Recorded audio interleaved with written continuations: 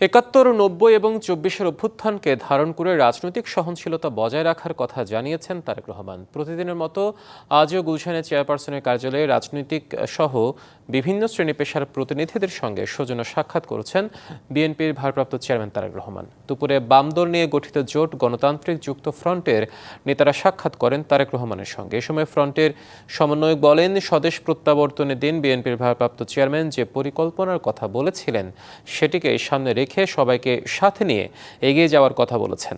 আর মুক্তিযুদ্ধে প্রকৃত চেতনা ধারণ করার পাশাপাশি স্বাধীনতা বিরোধীদের রাজনীতিতে ভূমিকা রাখার সুযোগ দেওয়া যাবে না বলে মত দিয়েছে গণতান্ত্রিক যুক্ত ফ্রন্ট।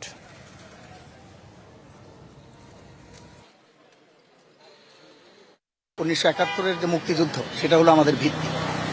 মুক্তিযুদ্ধকে বাদ দিলে, ৭১-কে বাদ দিলে বাংলাদেশের অস্তিত্ব থাকে না। কাজেই মুক্তিযুদ্ধ আমাদের ভিত্তি এবং ৯০-এর গণ অভ্যুত্থান এবং ২৪-এর গণ অভ্যুত্থানের যে আকাঙ্ক্ষা, সেই আকাঙ্ক্ষাকে ধারণ করেই আমরা নতুন যে বাংলাদেশ, একটা কল্যাণ রাষ্ট্র বাংলাদেশ, সেটা গড়ে তুলতে চাই। নতুন এবং ফিরে আসা গ্রাহকদের জন্য নগদে চলছে ক্যাশব্যাক সহ প্রতিদিন হাজারো উপহার জেতার সুযোগ। হবে আশা আর ফেরা, সারপ্রাইজ সেরা।